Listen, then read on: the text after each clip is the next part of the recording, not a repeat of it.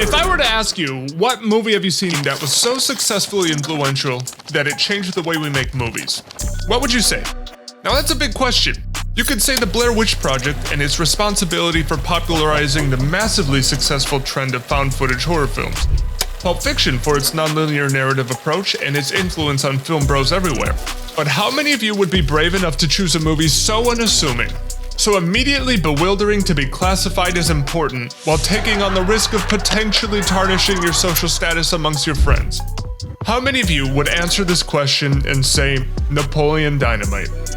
That would be me. And as proof of this statement, I don't have any friends. Let's go back to the 90s. Baggy jeans, frosted tips, the sweet chimes of dial-up internet.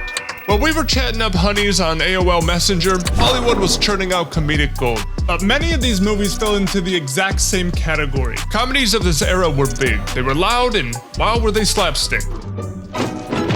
All too common was the formula of setup, punchline, laugh, rinse and repeat.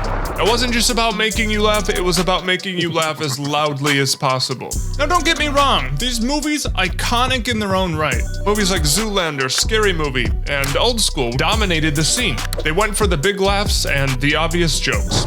But if there's one thing these movies all had in common, they weren't exactly subtle. The thematic elements of the 90s and 2000s comedy was about misadventures, mistaken identities, gross-out humor, and, well, let's call it testing the boundaries of decency. There were some notable exceptions to this, but for the most part, things were feeling a bit tonally monotonous.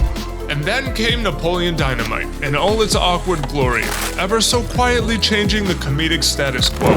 So how about this Jared Hess guy? Jared Hess grew up in a small little town called Preston, Idaho, the very location Napoleon Dynamite was set in. The influence Hess's surroundings had on him are immediately apparent, with many of the characters being based upon people encountered in Preston. A prime example for this being the character of Deb, who is a reflection of Jerusha Hess, Jared's then fiancée and co-writer of the movie. Napoleon Dynamite was different. It was understated and it was awkward throughout, but it had an undeniable charm to it. For instance, let's take a look at some of Napoleon's day-to-day experiences. Living with his grandma, feeding Tina the llama, and dealing with his brother Kip, and his online romances. So many of these instances feel wildly relatable, especially for those of us who grew up outside of the city. This relatability is something that was missing from a huge majority of comedies being released at this time. The comedy isn't served on a platter, but it's subtle. Not so subtle that you have to dig for it, but it's to be found in the pauses and deadpan deliveries. In a lot of ways, the comedy comes from the mundanity of everyday life. The setup allows the movie to wash over you like an experience instead of a series of jokes meant to be anticipated. For instance, I love this scene for its comedic style. Alright, that was pretty good. Okay. But I also recognize that this could be underappreciated if you went in expecting a joke like this. I grew up in the Midwest, a small little town in Wisconsin that felt very similar to the environment in this movie. After moving away from home, whenever I return to Napoleon Dynamite, I'm immediately left with feelings of familiarity and nostalgia. The movie's characters have an incredibly effective way of reminding you of the people in your very own life. I knew a Deb, I knew a Pedro, a Napoleon, the guy who got me my first job, and wow, do I know more Uncle Ricos than I'd ever like to admit. Man, I wish I could go back in time. I'd take state. Structuring humor around characters that are so based in reality allows jokes to almost set themselves up. Let's go back to this guy, a beautiful example of comedy writing itself. This is Dale Critchlow, and as you may know, one of the chicken farmers that first employed Napoleon. Over there, that creek, man, I found a couple of soaps on the arrowhead. When producer Sean Covell was asked about this character, we learned something remarkable. That's how Dale talks, like all the time. And in that case, he didn't know the camera was running. When you filmed that shot, he was just sharing that he had found a couple Shoshone arrowheads in the creek bed, not far from where we were filming. There are many aspects to the shooting of this story that allow for plenty of organic moments to come through. These moments, in addition to many others not mentioned here, feel like a really solid summation of why this movie just works. This blend of authentic locations and improvised moments from genuine people amongst the cast are massively important when considering why this movie felt so authentically humorous. Napoleon Dynamite's influence is far-reaching, but I wouldn't be so bold to accredit the movie as the sole reason for the shift in the comedic landscape. The kind of humor present in the Hesse story was something that was already blossoming in the UK. Take for instance The Office UK, which had started 3 years prior to the release of Napoleon. Did movies like Napoleon Dynamite help prime US audiences for a type of humor that was largely unexplored in the States? The absolutely wild box office success of the movie proved to investors and production companies everywhere that there was money to be made in this corner of the industry. We saw a large increase in stories that were a celebration of the outsider. Movies like Juno, Little Miss Sunshine, and Large and the Real Girl were suddenly much easier to sell to investors who might lack the confidence in potential for profit. And that wasn't just the case for movies either, as there was a noticeable shift in what to expect from comedies on TV as well. Out was the boisterous climbing of furniture that shoved comedy in your face, and in were experiences like Fleabag and Parks and Rec. I look like a pencil. And when talking about Napoleon Dynamite, we absolutely need to talk about the merchandising. The money being made wasn't strictly from theater ticket and DVD sales, but the ability to make products off of the memorable parts of the story.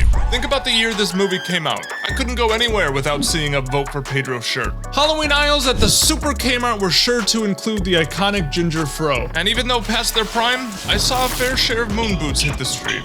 In addition to the physical sale of products, the movie had people everywhere quoting their favorite lines. Vote for Pedro. Both for Pedro. Tina, you fat lard, come get some dinner. Your mom goes to college.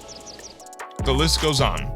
And in the right situations, this can be the best form of advertising, as it fully integrates with your social life almost invisibly. It creates a feeling of exclusivity for those who can share in the experience, and for those who haven't seen it, the feeling of missing out. As the credits rolled on Napoleon Dynamite, the cinematic world found itself at a pivotal juncture, though many might not have recognized it at the time. This indie wonder not only proved that a different strain of comedy could thrive amidst Hollywood blockbusters, but it also paved the way for storytellers to embrace the offbeat, the mundane, and the delightfully odd. Yet here we stand, 2 decades later, watching as the number of comedies gracing our screens dwindles each year. Why are we still here? Just to suffer? In an era dominated by high-octane action, intricate dramas, and visually arresting CGI extravaganzas, where has the art of comedy gone? As I reminisce on the impact of Napoleon Dynamite, what can we as an audience expect from the new wave of comedies? What can we do to ensure that the joyous, transformative power of laughter maintains an integral part of our cinematic experiences? It's time for a new comedy revolution. But what form might this new wave take? Traditional theater comedies will probably never cease to exist, but the digital age has introduced an array of platforms that cater to shorter, more instantly accessible content. Platforms like TikTok and YouTube have revolutionized the way we consume media, with bite-sized humor being a part of our everyday lives. And let's not forget the rise of comedic podcasts and Twitch streams, which have only further blurred the lines between traditional entertainment and interactive experiences. The landscape of comedy is evolving, adapting to our ever-changing consumption habits. The essence of comedy remains unaltered, to bring joy, to make us think, and to connect us all through laughter. So as we look to the future, there's a lingering question. In what unexpected corners will the next comedic gems emerge? Let's remain hopeful and curious about the future of comedy. The next revolution might just be around the corner, waiting for us to discover and embrace. If we're lucky, we might just get the next Napoleon Dynamite. Thanks for watching.